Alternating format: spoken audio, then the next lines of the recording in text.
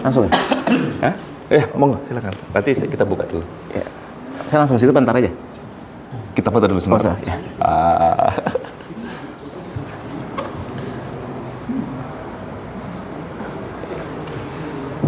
Oke, monggo silakan. Mulai Mas. Oh, ini Mas Ari.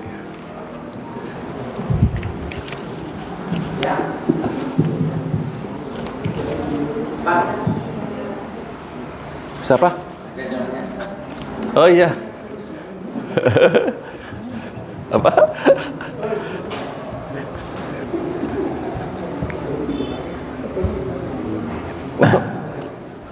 Untuk loh, jadi Bapak udah pesan Gojek gitu? Grab 7:30? Hah? Nggak datang? Berapa? Wah, Bapak mau buka acara? Udah. Ada ini di kanan.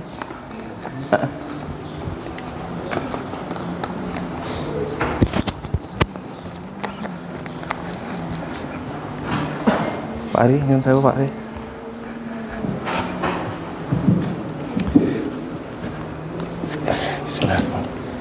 Baik, bismillahirrahmanirrahim. Assalamualaikum warahmatullahi wabarakatuh. Waalaikumsalam warahmatullahi wabarakatuh. Asyhadu an la ilaha illallah, asyhadu anna Muhammadan abduhu wa rasuluh. Allahumma arinal haqqa haqqa warzuqna ittiba'ah wa arinal batila batila warzuqna ijtinabah.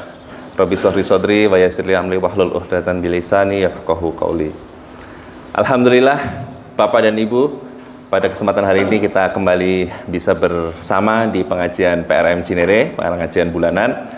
Syukur alhamdulillah Allah Subhanahu wa taala sudah mempertemukan kita kembali di sini, dan juga kepada jamaah yang ada di live streaming kami juga mengucapkan jazakallahu khairan katsiran untuk keterlibatan dan bisa menyaksikan dari rumah masing-masing ya, karena kebetulan hari ini ada beberapa rekan kita yang sedang sakit, termasuk Mas Faisal juga sedang sakit, habis umroh kemarin, tapi insya Allah lah kita bisa sama-sama bisa saling mendoakan untuk teman-teman kita semua dan saudara-saudara kita semua. Tak lupa salam dan salawat kita aturkan kepada Nabi kita Muhammad Sallallahu Alaihi Wasallam, kepada keluarga beliau, kepada seluruh sahabat-sahabat beliau, dan kita insya Allah umatnya akan mendapatkan syafaat di hari akhir nanti. Bapak dan Ibu yang dirahmati oleh Allah Subhanahu wa taala, alhamdulillah hari ini kita mengadakan pengajian bulanan dan kita sudah dihadiri oleh Ustadz kita, yaitu Pak Ustadz Ahmad Fakhrudin, Eskom MPDI, dan beliau adalah Ketua Lembaga Pengembangan Cabang dan Ranting serta Masjid Muhammadiyah di Kota Depok. Jadi yang membimbing kami selaku ranting dan cabang, kita harus bikin program ini, kita harus membuat terobosan ini, ya ini beliau ini Pak. Ya, dan beliau juga sudah membuat semua sistem terkait dengan sistem administrasi lengkap itu ada. Makanya kenapa kita hari ini harus ada absen, harus ada foto, karena semua di Muhammadiyah sudah semua di-upload Pak, menjadi satu sistem, dan itu nanti langsung beliau yang akan melakukan audit terhadap ranting dan cabang yang ada di seluruh Kota Depok dalam hal ini. Ya alhamdulillah, ini tertib ini adalah salah satu bagian ya, karena hampir semua rukun ibadah kita tuh terakhir itu tertib gitu ya. Artinya harus selalu sesuai dengan kaidah dan sekuens yang ada. Tak lupa kami juga mengucapkan terima kasih kepada Pak Yosi, Sarjana Hukum selaku Ketua RW di sini, alhamdulillah, dan ibu-ibu perangkat RW, alhamdulillah sudah hadir di sini. Kemudian juga kepada teman-teman di PRM Cinere, di sini ada Pak Kepala Sekolah Pak Anhar, Kepala Sekolah SDTQ Muhammadiyah Al-Kharismi. Kemudian juga di sini ada Pak Hasan Untaser, MM, kemudian beliau juga anggota PRM Cinere, Ustaz. Kemudian ada Mas Adit, juga beliau anggota PRM Cinere kita yang baru, dan ada Pak Ari di sana juga yang selalu setia, itu sakit-sakit alhamdulillah juga hadir di sini. Langsung batuk. Kemudian juga Pak Imam, matur nuwun sangat. Wah, ini Pak Imam ini paling senior, Pak Ustadz. Jadi beliau juga ada di sini untuk menyempurnakan pengajian kita, dan Bapak Ibu semua juga yang mewakili Mas Faisal, kebetulan Bu Faisal langsung ya, nanti mungkin juga akan melaporkan kondisi toko. Dan sebagaimana biasa sebelum kita memulai pengajian Bapak dan Ibu, oh ya juga Pak Ismail, terima kasih untuk kehadirannya. Alhamdulillah beliau juga sudah hadir di sini, dan semua Bapak Ibu yang tidak bisa kami sebutkan satu persatu ya. Kemudian seperti biasa mohon izin Pak Faridin bahwa sebelum kita memulai acara pengajian ada laporan dari amal usaha kita. Kita punya 2 amal usaha Pak di PRM Cinere ini, pimpinan ranting Muhammadiyah Cinere ini. Yang pertama adalah toko, kita memiliki Martmu yang insya Allah nanti bisa berkolaborasi dengan Masjid Husnul Khotimah. Kemudian yang kedua ada sekolah ya. Nah nanti untuk toko mungkin elok apabila disampaikan langsung oleh Pak Faisal, tapi hari ini lagi sakit, jadi Bu Faisalnya langsung ya selaku manajernya toko. Kepada Bu Faisal kami persilakan untuk menyampaikan perkembangan toko kita, mungkin bisa 5 menit atau kalau lebih monggo. Silakan Bu. Mau di situ apa di sini? Di situ aja. Siap.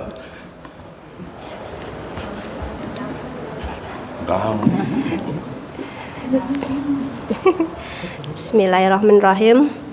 Assalamualaikum warahmatullahi wabarakatuh. Oke, sebenarnya saya nggak biasa ngomong depan umum, jadinya agak grogi sedikit. Kita bicara masalah matmu ya, Bapak Ibu. Sebenarnya matmu ini kalau dibilang maju itu belum signifikan sekali, karena memang belum ada yang benar-benar tuh jadi jadi pelanggan setia matmu. Saya berharap juga untuk anggota Muhammadiyah atau anggota Aisyah itu, ayo kita berlangganan di matmu gitu. Ada di matmu tuh ada beras, segala mie, dan segala macam lah. Saya berharap juga semua itu ayo kita kalau nggak kita sendiri tuh nggak bisa hidup gitu. Mari kita hidupkan matmu ini dengan kita berlangganan di matmu, dengan beli apa aja di situ gitu. Kalau misalnya ibu-ibu atau bapak gak bisa hadir ke matmu untuk beli, kita pesen pun bisa.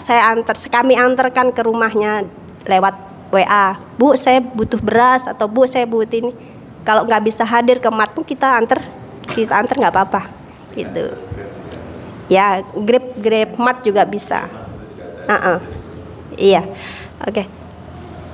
Mudah-mudahan matmu ini kedepannya lebih maju. Dengan dukungan bapak sama ibu-ibu semua lah. Dan mungkin kita akan Mas Adit kita berkolaborasi ya nanti insya Allah ya Mas Adit ya. Oke, untuk kalender juga alhamdulillah ada pesanan ya cukup banyak sih alhamdulillah. Untuk kalender 2026 ya, kalender Muhammadiyah. Kalau misalnya ada bapak ibu yang mau pesan boleh di matmu. Oke, segitu aja ya Pak ya, Pak Ketua ya. Saya nggak biasa ngomong, jadinya agak grogi dikit. Oke, alhamdulillah ya. Assalamualaikum warahmatullahi wabarakatuh.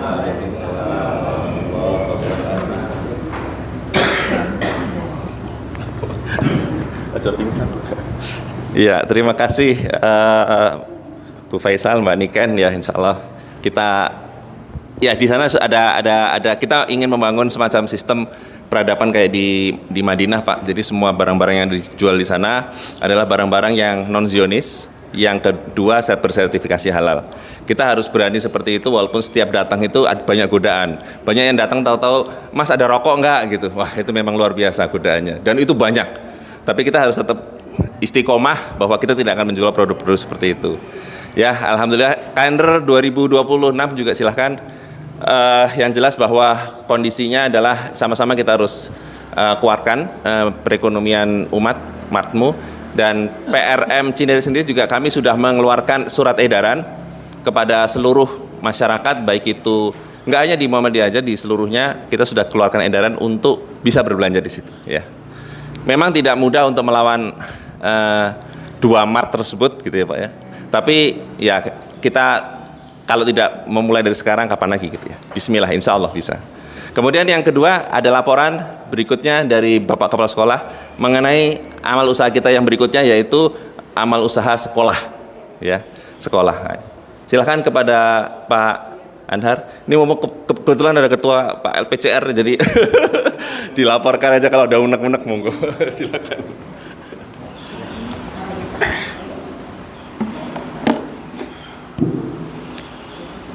Bismillahirrahmanirrahim. Assalamualaikum warahmatullahi wabarakatuh. Waalaikumsalam warahmatullahi wabarakatuh. Alhamdulillah, makasih Pak Ketua. Yang kami hormati Pak Ustadz Ahmad Fahrudin, Ketua LPCR Kota Depok. Yang kami hormati mentor sekaligus ketua saya PRM Cinere, Pak Ibnu. Selamat datang Pak Muhdi. Yang kami hormati orang tua kami, sesepuh sekaligus pendiri PRM Cinere, Pak Imam Syufaat. Pak Imam, sehat selalu beserta jajarannya. Dan hadir pula, kata Pak Ibnu tadi, RW ya, ketua RW ya. Salam kenal Pak RW, Bapak Yosi ya. Salam kenal. Dan Ibu-Ibu Aisyah. Jadi tanpa Ibu-Ibu Aisyah ini amal usaha Muhammadiyah itu kurang afdol. Jalannya tertati-tati kalau nggak ada Ibu-Ibu Aisyah. Jadi ada beberapa hal yang perlu saya sampaikan mengenai perkembangan SDTQ Muhammadiyah Al-Khawarizmi. Yang pertama, alhamdulillah SDTQ ini amanah yang harus tetap kami jalankan, dari amanah dari Bu Julaiha selaku memberi wakaf. Alhamdulillah mulai 2023 sampai 2025 ini, pasca tanggal 21 Februari 2025 itu resmi menjadi amal usaha Muhammadiyah. Dan alhamdulillah kami mendapatkan bantuan dari pemerintah pusat melalui Kementerian Pendidikan Dasar dan Menengah berupa 3 ruang kelas baru dan 1 paket toilet. Jadi alhamdulillah itu sudah 100% kami kerjakan, dan hari ini kami akan serahkan ke Muhammadiyah, ke Perserikatan Muhammadiyah. Jadi itulah Muhammadiyah yang bangun kita, setelah selesai kita serahkan ke Muhammadiyah. Nah, itu sebagai laporan juga buat kami. Yang kedua, kita mendapatkan wakaf tanah itu Pak Ketua LPCR. Jadi alhamdulillah tanah pun sudah menjadi milik Muhammadiyah. Sertifikatnya udah sama saya. Jadi atas nama Perserikatan Muhammadiyah itu udah resmi. Itu yang kedua. Terus yang terakhir, baru-baru kemarin saya melakukan survei kecil-kecilan mengenai respon wali murid mengenai pindah lokasi dari Cinere ke Rotan Limo, dan alhamdulillah 99% Pak Ibnu beliau akan ikut. Jadi ini merupakan nilai lebih untuk kita, yang mana kekhawatiran tadi itu jangan-jangan nggak ada yang ikut nih ke sana. Dan alhamdulillah 99% mengikut.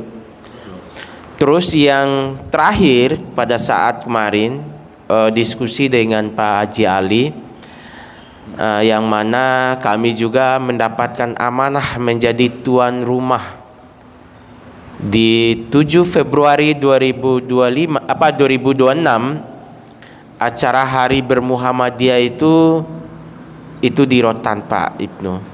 Itu adalah sebagai bentuk syiar untuk memperkenalkan SDTQ Muhammadiyah Al-Khawarizmi kepada warga sekitar. Nah, itulah sebagai poin inti dari apa yang saya sampaikan, dan saya berharap dan yang terakhir, saat ini pula kita akan launching website Muhammadiyah Cinere, yang mana di dalamnya itu ada memang beberapa program yang didesain oleh pimpinan Rantin Muhammadiyah Cinere untuk mensupport keberlanjutan SDTQ Muhammadiyah Al-Khawarizmi maupun kegiatan-kegiatan sosial kemanfaatannya untuk masyarakat warga Muhammadiyah dan masyarakat umum. Mungkin sekian sebagai laporan singkat dari saya. Pada prinsipnya untuk sementara posisi keuangan SDTQ Muhammadiyah Al-Khawarizmi dalam kondisi aman. Sekian, billahi fi sabilil haq, fastabiqul khairat. Wassalamualaikum warahmatullahi wabarakatuh.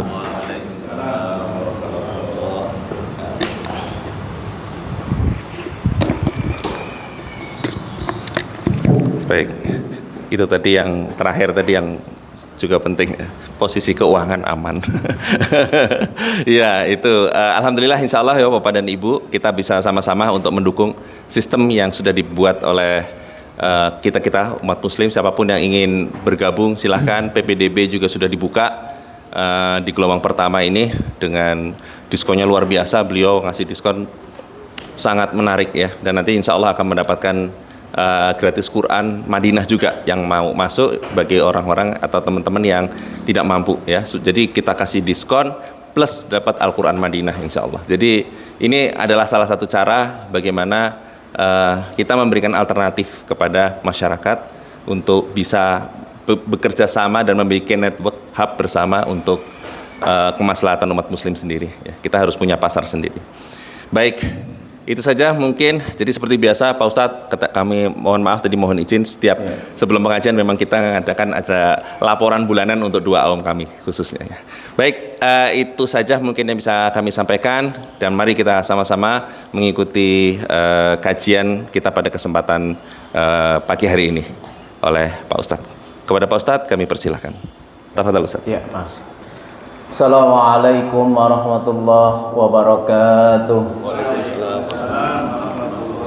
Innal hamdalillah nahmaduhu wa nasta'inuhu wa nastaghfiruh wa na'udzu billahi min syururi anfusina wa min sayyiati a'malina may yahdihillahu fala mudhillalah wa may yudlil fala hadiyalah.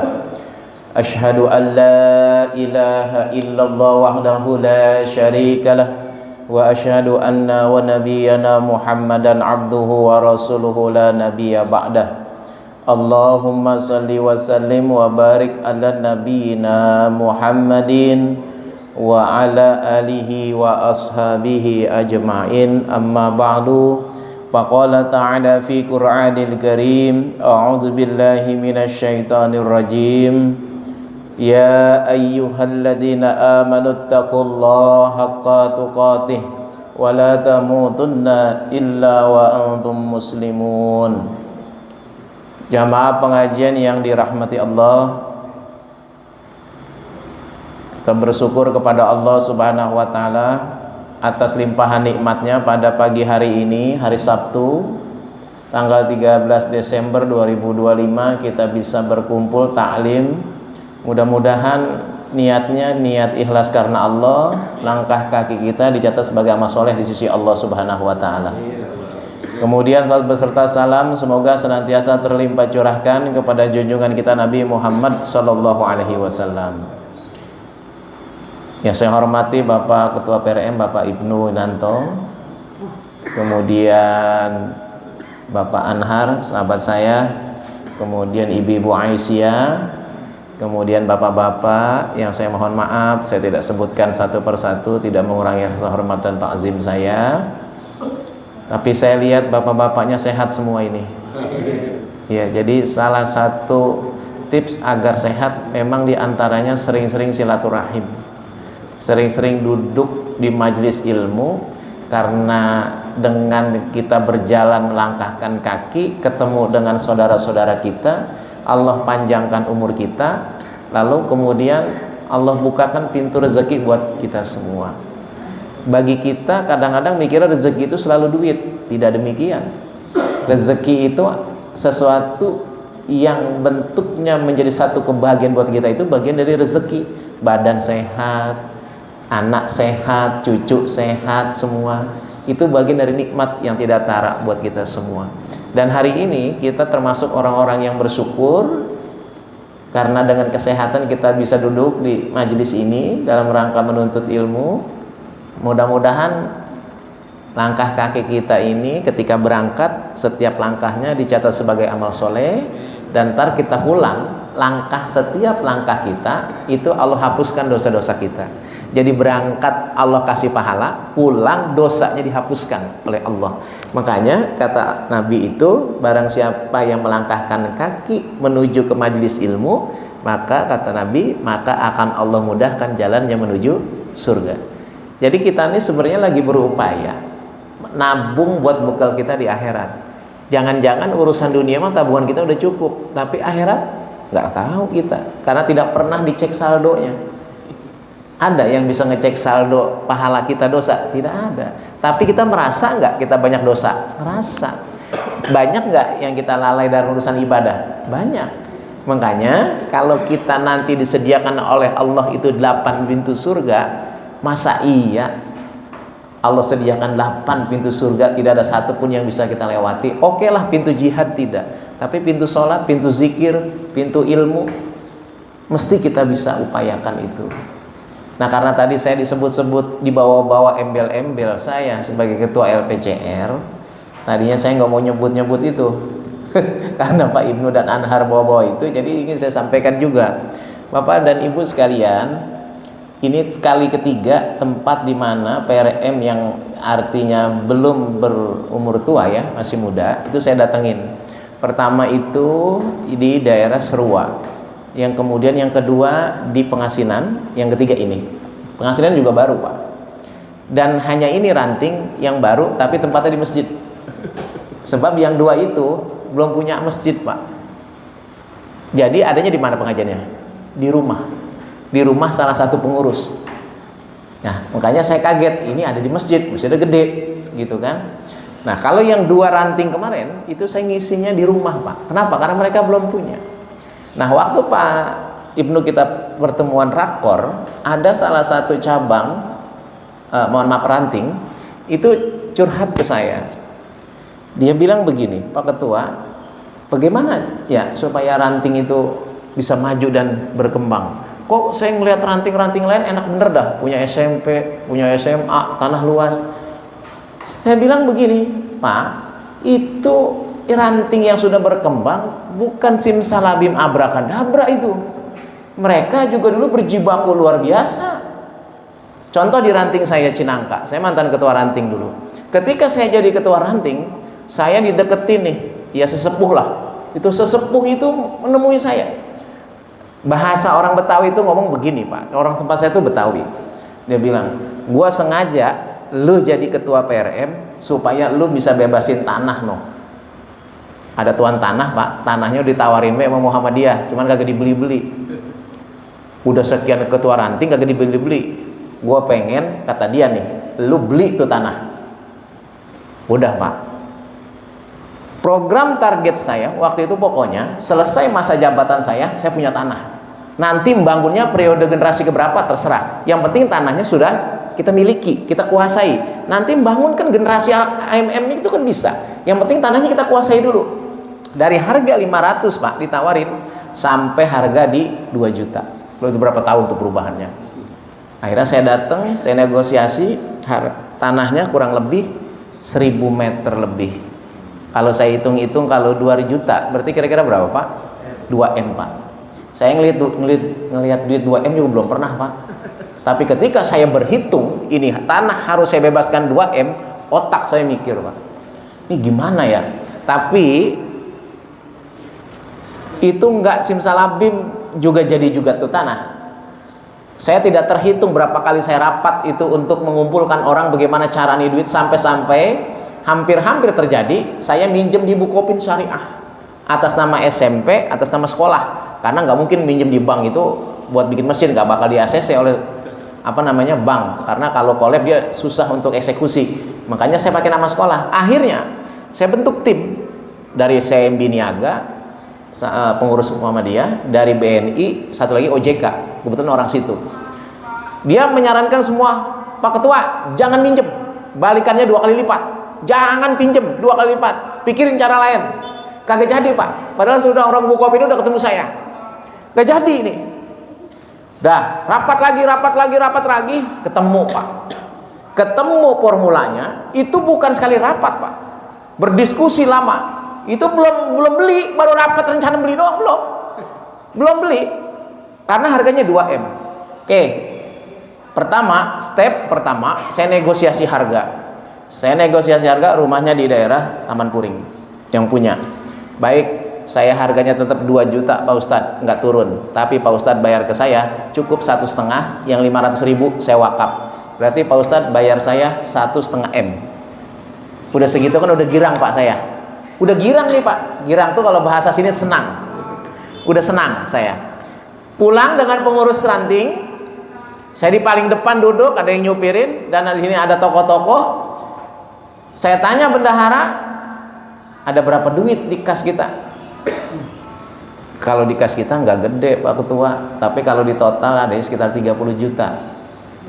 Terus saya mikir lagi Pak, masa iya nilai jual beli 1,5 MDP 30 juta? Kan kagak niat Pak. Harga 1,5 MDP 30 juta. Di mobil saya ngelamun aja tuh, sampai saya tuh berhenti di Cinere tuh, di masjid apa ya yang ada gabus pucung tuh. Iya, Masjid Keong. Saya berhenti di situ, saya ingat batu tempat, saya ngerenung di situ, saya ini. Udah Pak, akhirnya Pak, 1,5 juta per meter itu saya lelang Pak, saya buka, saya lelang Pak. Bayangin Pak, nggak nyampe sebulan Pak, 300 juta kumpul. Saya lelang Pak. Kenapa? Pak Ustadz, saya ngambil 10 meter, langsung transfer 15 juta. Pak Ustadz, saya ngambil 20 meter, 30 juta. Saya ngambil 5 meter, sekali 1,5 juta ada. Pak Ustadz, saya nggak bisa cash, boleh cicil? Boleh. Mau berapa tahun? 2 tahun. 1,5 dibagi 24 bulan. Berapa sebulannya? Ringan jadinya. Kayak kreditan motor Pak, begitu. Cuman dia nggak ditambah bunga. Misalkan 1,5 juta. Kalau dia cicil 10 bulan, berarti sebulannya 150.000. Itu yang bergerak 3 tahun anak muda Pak, keliling setiap RT. Keliling itu. Sampai saya ketemu kesepakatan. Saya bilang ke Pak Haji yang punya tanah. Ini cerita buat memotivasi ya Pak, supaya semangat kita. Pak Haji, kalau 1,5 M saya nggak punya duit, gimana ya caranya? Pak Ustadz mampu nggak cicil? Kalau cicil saya mampu, tapi jangan gede-gede. Berapa Pak Haji? Yaudah 100 juta sebulan. 100 juta Pak sebulan. Saya udah ngebayangin Pak, duit dari mana ini 100 juta sebulan? Udah Pak, saya panggil bendahara, coba hitung tagihan wakaf setiap bulan sampai ke 100 juta. Pak, ketika di total ternyata lebih dari 100 juta. Oke, Pak Haji deal. Saya ambil. Oke, 100 juta tuh Pak, setiap bulan. Selang 1 tahun, bendahara laporan. Apa kata bendahara? Pak Ketua, ini udah banyak yang lunas wakafnya. Jadi setiap bulannya udah nggak nyampe 100 juta. Karena udah lunas, karena ngambilnya cuma setahun. Itu kan, kalau dia ngambil 2 meter 3 juta dibagi 12 bulan. Dia udah lunas tuh, cicil, dipungut, ada kartunya, kayak SPP anak sekolah. Gitu kan, udah. Nyampe, saya ketemu lagi Pak Haji. Pak Haji, kalau 100 juta saya nggak mampu dah. Terus berapa Pak Ustadz mampunya gini-gini? Ya udah Pak Haji, berapa kek, yang penting turunin. Yaudah 50 juta dah setiap bulan. Akhirnya diturunin Pak 50 juta. Saya tanya lagi bendahara, kalau 50 juta gimana? Aman? Ya udah saya deal Pak, sampai lunas saya cicil Pak, sebulan 50 juta. Habis itu ngurus surat Pak. Kan ngurus surat harus PPP itu, artinya apa? Akte jual belinya. Saya urus lagi. Kebetulan dilalah untungnya notarisnya adalah anak yang punya tanah. Jadi kita gampang nih, Bu Safina nih yang di Pondok Cabe itu sebelum South City. Ada Safina notaris, saya bolak-balik di situ.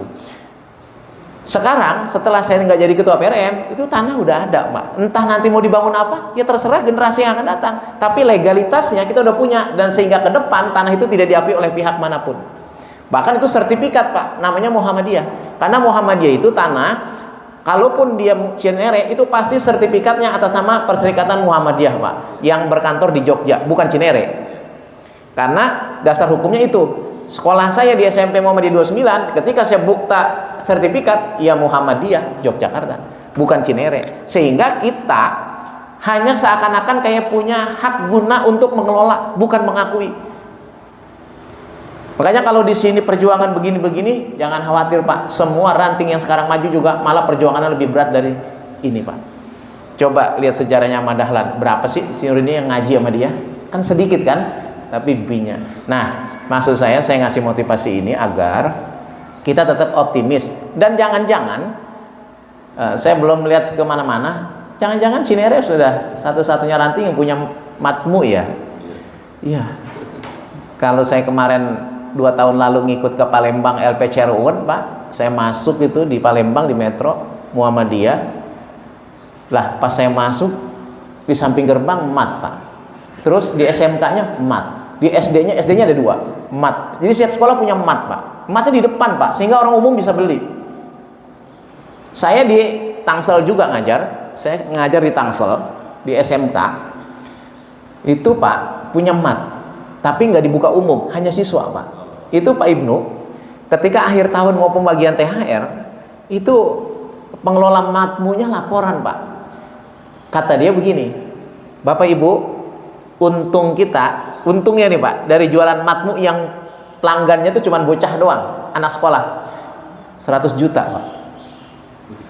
Itu anak sekolah doang Pak, 100 juta, yang jajannya ciki, popmi, dan gerbangnya yang dikunci. Kebetulan kepala sekolahnya ekonom, jadi otaknya yang duit mulu itu isinya. Iya, jadi bagaimana nih lahan kita jadi duit Pak, 100 juta, manfaatnya ya buat guru-guru, THR akhirnya, sejahtera. Inilah kita mendesain gimana caranya ranting Cinere terus bekerja sehingga besok ketika kita wafat ada amal jariah yang kalau kita wafat terus mengalir gitu, melalui pikiran, ide, tenaga, materi, dan yang lain-lainnya. Sebab izam matal insan in kotoa amaluhu illa min salasin. Ketika manusia meninggal itu terputus semua Pak, sehingga ada yang tetap mengalir, diantaranya sedekah jariyah itu ya. Nah, itu sebagai motivasi aja. Makanya pertemuan ini tadi Pak Ibnu bilang ada absen. Pertemuan ini nanti itu sebetulnya ada, kalau rapat itu mesti ada agenda rapat tuh, dipoto. Itu memang sekarang Pak di LPCR saya dapat mandat tugas di seluruh PDM LPCR itu harus menginformasikan kepada ranting kalau rapat, kalau ngaji didokumentasikan, diupload ke Sicara. Kenapa? Karena nanti penilaian pusat yang kemarin di pusat di Banjarmasin, nah, Pak Ibnu tahu itu di Banjarmasin yang kukusan berangkat, mana ada Pak panitia pusat survei kekukusan? Nggak ada. Bener ini ada pengajian, nggak pernah dia datang, nggak pernah. Yang dilihat apa? Sistem udah. Mana? Ada nggak fotonya? Kalau emang rutin ngaji, mana? Kalau rapat ada nggak buktinya? Cuman itu Pak, cuman itu saja. Makanya tadi Anar saya bilang LPCR itu semacam juga orang lagi divisitasi, sekolah diakreditasi, yang diperiksa dokumen. Mana dokumennya? Realnya mah belum tentu itu. Tapi orang Muhammadiyah kan diajarin jujur. Tidak mungkin dia nggak rapat ditulis rapat, kan begitu. Tidak mungkin nggak ada pengajian ditulis pengajian. Kalau nggak ada ya nggak ada, kan gitu. Baik, itu pembuka. Saya dapat amanat dari Pak Ibnu 1 jam. Kira-kira sampai jam berapa Pak Ibnu? 9:30 ya. Mudah-mudahan pembuka saya ini bisa memotivasi Bapak Ibu sekalian yang di Muhammadiyah. Saya pernah membaca satu kalimat bagus gitu sebagai orang-orang yang di organisasi, memotivasi bahwa kalau kita mati Di antara sebab kita mati dalam keadaan husnul khotimah itu, di benak, di pikiran kita yang ada adalah mikirin umat gitu. Mikirin umat, bukan mikirin diri sendiri gitu, mikirin umat. Coba Pak, Nabi Muhammad ketika wafat dipikirin dirinya bukan? Bukan Pak. Yang dipikirin sahabatnya enggak? Bukan. Yang dipikirin ummati, ummati, ummati. 3 kali Nabi nyebut. Kata Nabi, ntar gimana umat saya? Kalau saya meninggal bagaimana? Bagaimana umat saya? Begitu. Bahkan Nabi ketika di sakaratul maut bertanya kepada Ijrail, ya Ijrail, beginikah rasanya sakitnya sakaratul maut? Ya begini Muhammad. Kalau begini mah umatku nggak kuat Ijrail. Kalau begitu tumpahkan rasa sakit sakaratul maut kepada saya, supaya umat saya tidak lagi ngerasain sakaratul maut sakitnya itu. Tumpahkan kepada saya Ijrail. Nabi saking sayangnya sama kita, saking cintanya sama kita. Padahal mah ketemu kita kok belum. Orang kan kalau sayang kudu ketemu dulu. Ada pepatah, tak kenal maka tak sayang. Nabi mah nggak pernah ketemu kita, tapi begitu cintanya sama kita, mikirin kita. Tuh Nabi Muhammad. Sehingga kalau kita tidak menghidupkan sunnah-sunnahnya Nabi, ya kita belum tergolong orang mencintai Nabi. Makanya kalau orang Muhammadiyah mah subuhnya bukan 2, 4. Orang Muhammadiyah mah johornya bukan 4, minimal 8. 2 di depan, 2 di akhir. Qobliyah, ba'diyah. Kalau mau cakep lagi bukan 8 johornya, 10. Kalau kita memang cinta sama Nabi. Kalau cinta sama Nabi, maghribnya bukan 3, 5. Kalau cinta sama Nabi, isanya bukan 4, 6. Karena ada sholat ba'diyah setelah isya. Yang Nabi tidak pernah meninggalkan namanya sholat sunnah rawatib. Kecuali dalam syafar. Itu Nabi meninggalkan dalam perjalanan. Makanya kalau dalam perjalanan ibu-ibu, piknik, jalan-jalan, pulang kampung, sholat jamak, sholat di qashar, jangan ada sholat sunat. Karena Nabi nggak ngerjain. Gitu. Nggak perlu. Karena yang ada gue diringkas, ngapain jadi sholat sunat gitu. Sholat Nabi dia mencontohkan itu. Nah sehingga yang ingin saya sampaikan pada kesempatan ini sesuai tema adalah tentang 4 kebahagiaan dan 4 kesengsaraan. Rasulullah SAW bersabda, arba'u minas sa'adah. Ada 4 hal yang termasuk kebahagiaan. Jadi 4-nya ini lawannya Pak.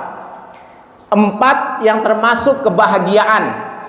Kata Nabi, yang pertama al-mar'atus salih, al-mar'atus salihah. Yang kedua al-maskanu wasi'. Yang ketiga wal jarus salih. Yang keempat wal markabul hani. Apa yang pertama Ibu? Istri yang salehah. Pak, ternyata Pak, perhiasan yang paling bagus itu adalah istri yang soleha. Bapak punya duit banyak, Bapak punya permata, Bapak punya segalanya, mobil ada, ini ada, tapi istri nggak soleha Pak, hidup nggak tenang Pak. Karena kebanyakan hidup kita bersama istri. Kalau istri punya perangai yang buruk, maka tidak ada sakinah di situ dalam rumah tangga, tidak ada ketenangan.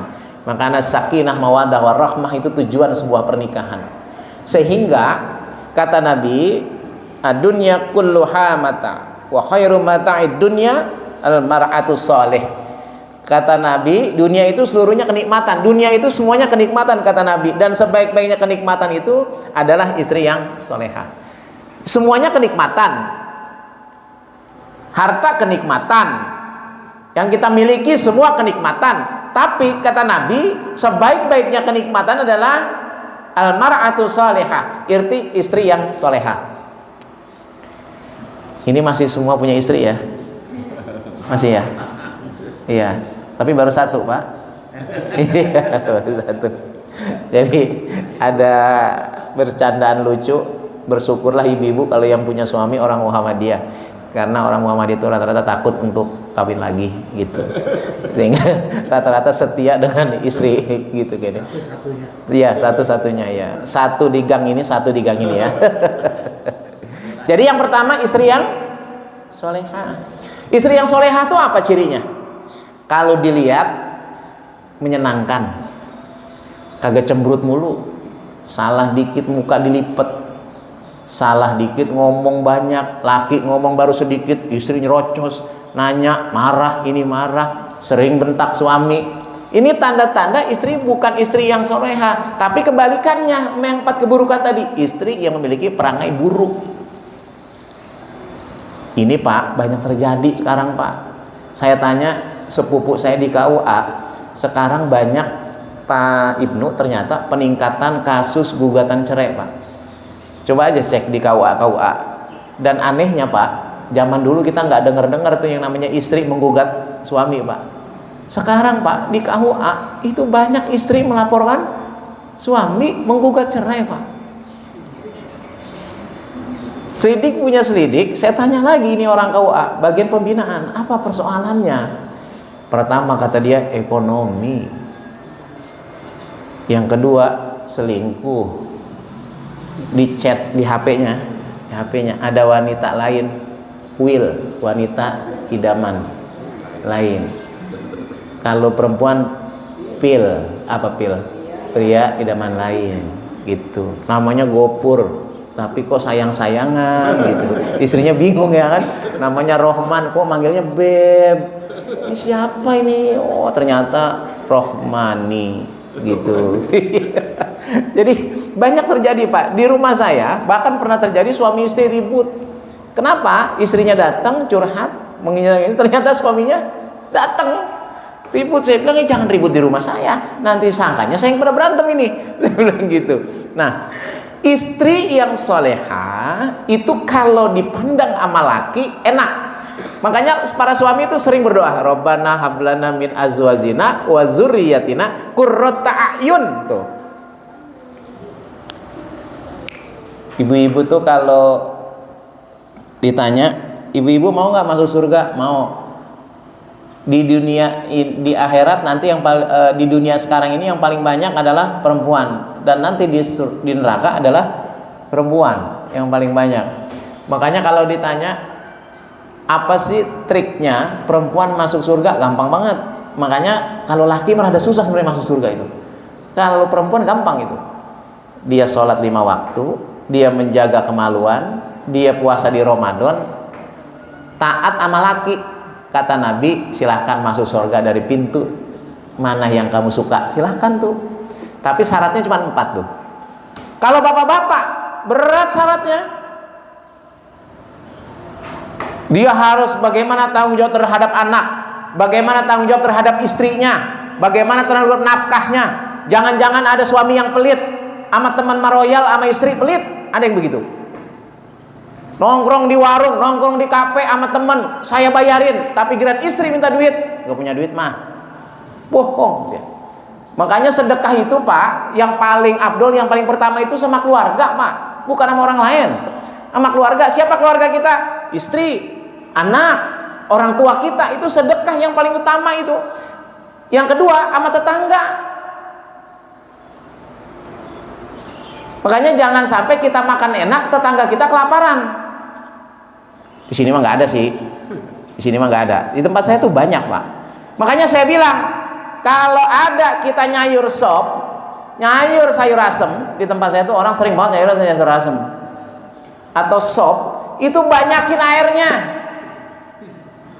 Kata Nabi itu banyakin airnya. Cuman jangan banyakin airnya. Ketika saya bilang itu bener-bener Pak, tetangga dibagi airnya doang Pak. Kata tetangganya, gue makan apa ya? Gitu. Emang apa Bu? Aku dibagi air doang ini. Gitu. Kata dia, kenapa? Karena memang Nabi nyuruh begitu. Jangan tetangga jangan sampai menghirup aroma doang, tapi dia dapat menikmati rasanya. Kita makan begitu, mohon maaf Pak, di tempat saya yang kayak begitu kalau bulan puasa doang Pak. Ngejak kolak kerja banyak, bagi tetangga. Itu gue diposting dulu.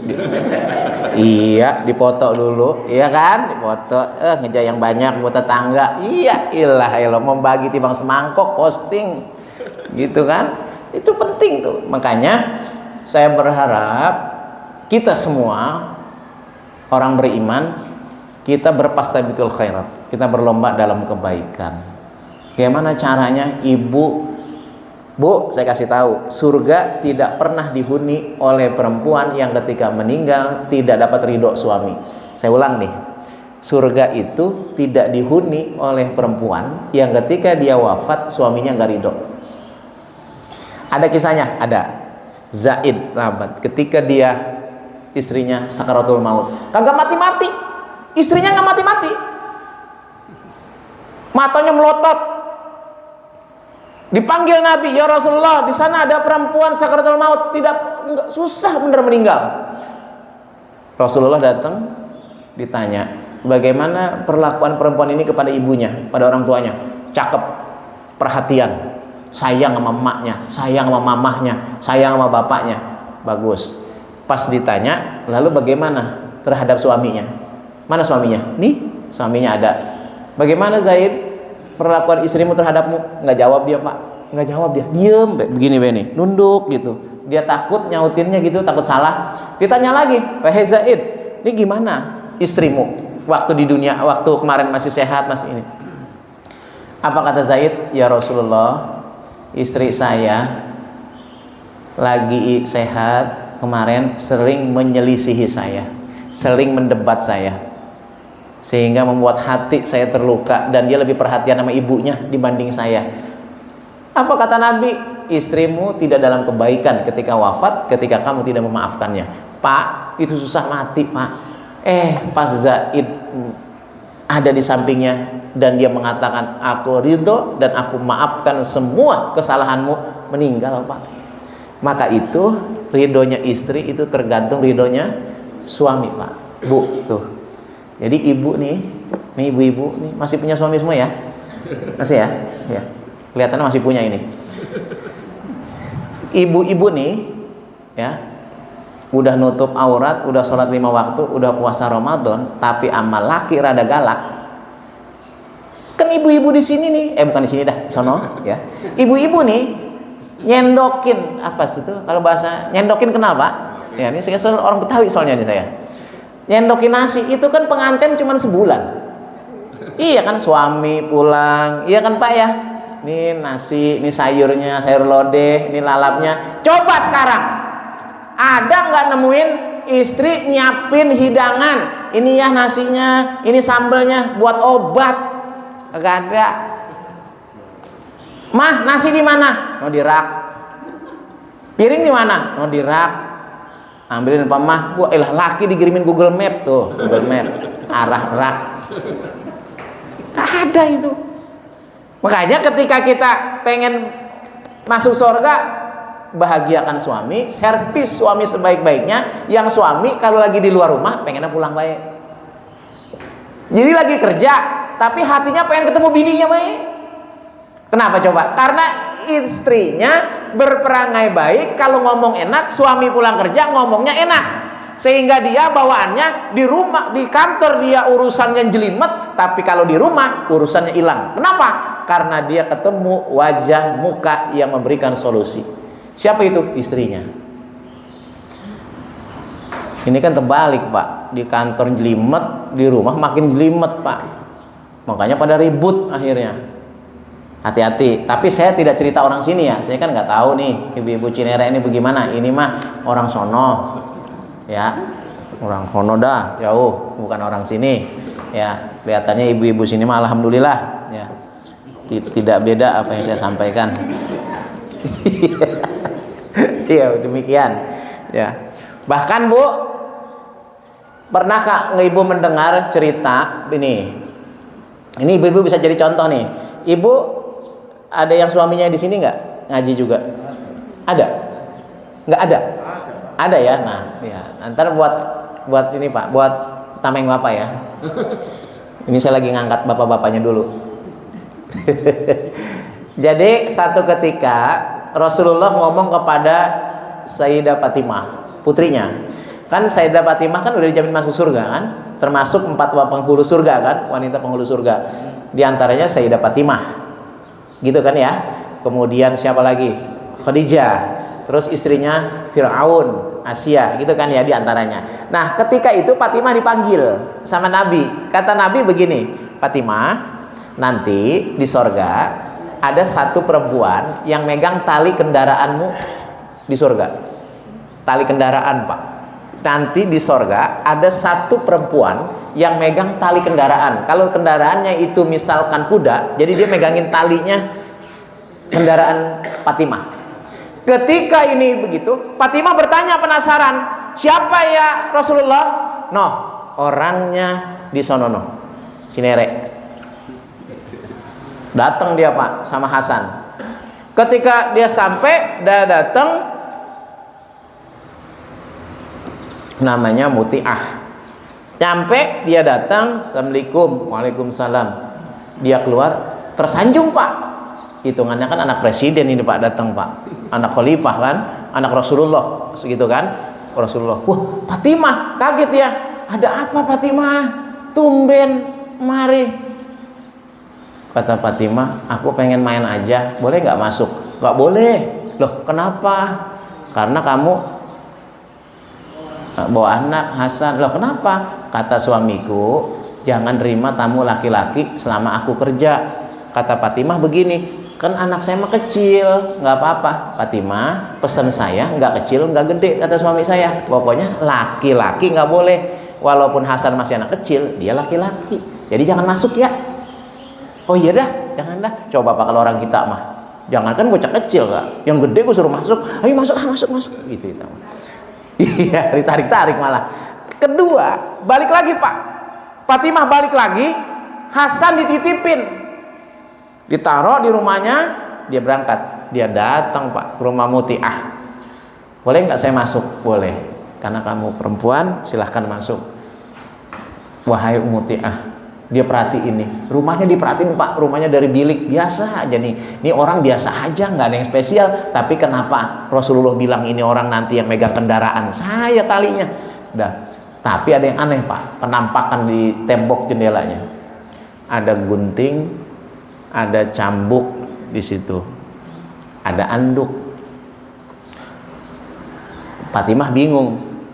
Harusnya kan kalau di tembok mah pajangan, ngapa jadi segala anduk ini? Ditanya nih pertama anduk. Fatimah, Muti'ah, boleh aku bertanya?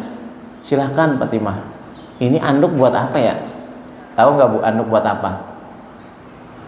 Kata Muti'ah, wahai Fatimah, suami saya pekerja keras, dia yang nyari nafkah buat saya. Jadi kalau dia pulang, saya elapin keringetnya supaya dia merasa terhibur dan lelahnya hilang. Jadi anduk itu disiapin kalau lakinya pulang buat ngelap keringet suaminya. Ada bapak-bapak di sini kalau pulang dielap keringetnya Pak. Nanyain anduk kok. Anduk di mana? Di jemuran. Anduk di mana? Di belakang. Hah? Enggak keringet. Iya, ya apanya kayak bulap. Minimal apa? Diganti anduknya. Ayah mau minum apa? Susu, jus, teh, apa mau langsung makan? Gitu. Itu bini tuh. Yang kedua, ada cambuk. Itu kalau cambuk buat apa? Kalau saya masak kagak enak, ini buat nyambuk saya sebagai ganti kesalahan saya. Ntar Bapak nyiapin cambuk Pak di rumah Pak. KDRT. KDRT ya Pak? Gara-gara undang-undang ya Bu? Iya, sekarang mah Pak, ada bapak-bapak laki-laki Pak ngerokin istrinya Pak pada merah. Kalau dia nggak terima dilaporin KDRT. Bisa itu Pak? Iya Pak, saya pada merah nih, kenapa ngerokin suami saya? KDRT itu bisa. Ternyata itu cambuk buat ganti dosa istrinya gara-gara masak agak sedep. Tahu sedep nggak? Lezat gitu. Kagak enak. Tapi laki yang bijaksana, dia nggak akan bilang begini, ini sayur apaan keasinan, bisa kagak sih masak? Nggak begitu laki yang bijaksana. Dia tetap akan memuji masakan istrinya, biar kata lupaan naruhin mecin, biar kata lupa naruhin garam, dia akan tetap puji masakan istrinya. Masakanmu lebih enak daripada restoran-restoran di mana-mana pun, dan aku lebih suka makan di sini. Tuh suami yang bijak tuh, memuji suaminya agar memuji istrinya agar tidak tersinggung. Sebagaimana Nabi ketika Aisyah masak kurang sedap, lupaan nambahin garam, dia nggak menghina Aisyah. Apa yang dia lakukan? Memujinya. Tapi nanti selesai santai, lagi ngobrol, mau tidur, dibisikin Aisyah. Apa kata Nabi? Aisyah, besok kalau nyayur sop tambahin dikit lagi garamnya, akan makin nikmat itu. Padahal tadi kurang garam, bahkan lupa naruhin garam. Itu istri, suami yang bijaksana begitu. Bukan ngata-ngatain. Bini apaan sih lu? Kenapa? Emang dari si muda lu mesen GoFood mulu? Iya kan, mesen GrabFood mulu jadi nggak bisa masak. Nah yang terakhir Pak, gunting. Bingung nih Fatimah, ini gunting buat apa Mutiah? Kata Mutiah, gunting ini aku berikan kepada suamiku. Aku minta maaf kalau ada lisanku yang tersinggung kepada suamiku. Ada ucapanku yang membuat tersinggung suamiku, maka gunting lidahku sebagai balasannya. Siapin Pak, gunting Pak, siapin. Sanggup nggak begitu Bu? Jadi ini Mutiah, wanita biasa, bahkan bisa jadi sekolah juga enggak, pendidikannya rendah, tapi yang dia paham adalah dia harus berbakti sama suaminya. Itu hingga itulah yang kenapa dia memasukkan dia surga. Dia enggak S1, dia enggak S2, enggak S3, bahkan profesor apalagi, tapi dia tahu cara berbakti kepada suaminya. Maka 3 amalan itulah yang kemudian Nabi katakan, perempuan ini yang akan memegang tali kendaraanmu Fatimah nanti di surga. Pengen masuk surga Bu? Berarti ntar pulang dari sini ibu ke toko cari pecut, gunting, kemudian anduk. Ya kalau suami yang bijaksana, ayah dari pagi sampai malam ini ada nggak omongan mama yang bikin ayah kesinggung? Wah banyak banget. Enggak begitu suami yang bijaksana. Andai kata ada mah, ayah maafkan. Tuh suami yang bijaksana. Suaminya nanya lagi, kalau tindakan ayah ada nggak yang bikin mama kesinggung? Enggak, banyak ya, tapi kesalahan ayah sudah mama maafkan. Tuh Pak, kalau keluarga udah menghilangkan ego, yang ada sakinah, ketenangan di situ. Kalau egonya udah disingkirin, sebab yang bikin orang sering ribut kan mempertahankan ego ya. Ego itu menang sendiri, benar sendiri, sehingga ketika ego ini beradu, pecahlah jadi pertengkaran. Maka itu, ketika kita ditanya apakah ada keluarga yang tentram aja, omong kosong, pasti pernah berselisih paham. Pasti pernah ribut. Sungguh keributan itu adalah untuk memendamkan ego kita, bahwa kita ternyata nggak paling benar. Jangan-jangan istri kita yang benar. Istri kita juga nggak boleh merasa paling benar, karena bisa jadi suami kita yang benar. Tuh. Ini baru yang pertama nih. Istri yang solehah. Ada 4 nih. Mudah-mudahan selesai. Yang kedua, ibu sekalian, apa kebahagiaan itu? Yang 4 itu. Kedua, tempat tinggal yang luas. Tempat tinggal yang luas. Orang-orang dulu Pak, di tempat saya, walaupun rumahnya jelek, tapi kamarnya banyak. Kenapa? Ya mana kebanyak? Coba orang sekarang, anak 2 udah puyeng Pak, langsung KB, steril.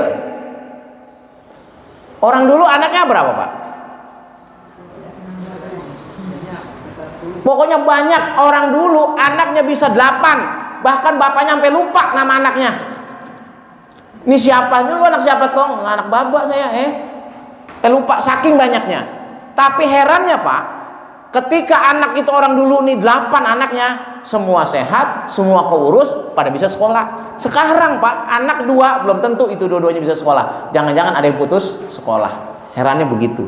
Jadi orang dulu nih, kakek-kakek kita dulu, bapak-bapak kita dulu, biar kata dia nggak sarjana, tapi tahu bagaimana cara dia bertanggung jawab terhadap pendidikan anak. Hanya itu, tempat tinggal yang luas itu penting, diantaranya sebagai fungsi. Apa fungsi rumah? Untuk bernaung. Makanya jadikan baiti jannati, rumahku adalah surgaku. Bapak boleh di rumah ada AC, Bapak boleh di kantor ada AC. Bapak boleh di rumah, di kantor itu ketemu teman-teman perempuan yang cantik. Tapi tetap Pak, kebahagiaan itu mesti lahir dari rumah. Kebahagiaan itu mesti lahir dari rumah Pak. Saya ini tenaga guru Pak, saya guru. Kadang-kadang saya, Bu, suka merhatiin ini guru kok ngajar agak temperamen, agak ini. Saya panggil kadang-kadang itu, saya selidiki kenapa ibu bapak demikian. Apa dia bilang? Saya lagi ada persoalan Pak dengan istri saya lagi ada persoalan dengan suami saya. Akhirnya saya pesan, setiap ada persoalan rumah tangga tolong jangan dibawa ke sekolah, ketika ibu masuk gerbang, tinggal itu masalah jangan dibawa ke dalam gerbang, sehingga masuk ke sekolah ibu udah fresh, seger. Nah, inilah kenapa kemudian jarang sekali orang memanfaatkan kondisi ini. Maksudnya adalah mestinya rumah itu jadi tempat yang nyaman dan membahagiakan, sehingga ketika bapak berangkat kerja, di rumah istri ngapain? Sholat duha. Di istri mengangkat tangan mendoakan suaminya, karena suami ibu ketika berangkat kerja belum tentu pulang hidup. Saya ulang, ketika suami ibu berangkat kerja belum tentu pulang masih bernyawa. Bisa jadi sudah dapat kabar suaminya di ICU, di UGD karena kecelakaan, kan bisa jadi. Siapa yang nyangka Pak kemarin MBG mobil nabrak? Kalau Allah mau berkehendak musibah yang di daerah mana? Cilincing, iya kan Pak? Itu gerbang ditutup, anak lagi ini, tak tahu mobil nyelonong aja. Kan kalau mau musibah begitu kita nggak tahu. Makanya itu istri berdoa ketika suaminya kerja dan jadikan rumah itu tempat yang nyaman, Pak. Yang ketiga, kata Nabi, iya, yang ketiga kata Nabi, apa yang menjadi satu kebahagiaan adalah tetangga yang soleh. Tetangga yang soleh itu tetangga yang baik. Ada nggak tetangga yang nggak baik? Banyak banget Pak. Orang ribut sama tetangga Pak. Kadang-kadang soal jalanan, kadang-kadang soal air jatuh, kadang-kadang soal hal kecil, ya Bu ya. Berantem kita tetangga. Mohon maaf kadang-kadang sampai kita didengkiin gitu, diiriin gitu. Kita ganti mobil, dia yang ribut. Padahal duit kita nggak pernah minta sama dia. Saya suka mengasih satu alur cerita begini. Ini mah di kampungan saya, bukan di sini. Tapi kayaknya nggak beda. Tetangganya ganti motor PCX, minum Panadol Bu. Kepalanya sakit Panadol. Ganti NMAX ganti Panadol. Pas itu selang 2 bulan emang calo, banyak proyek, kerjaannya gol, ganti PCX kali 2 beli. UGD. Masuk UGD Pak, tensinya naik. Kenapa? Karena hatinya dengki. Nggak boleh ngeliat orang seneng. Kan dengki begitu Pak. Seneng ngelihat orang dapat musibah, kagak seneng ngelihat orang bahagia. Itu dengki tuh.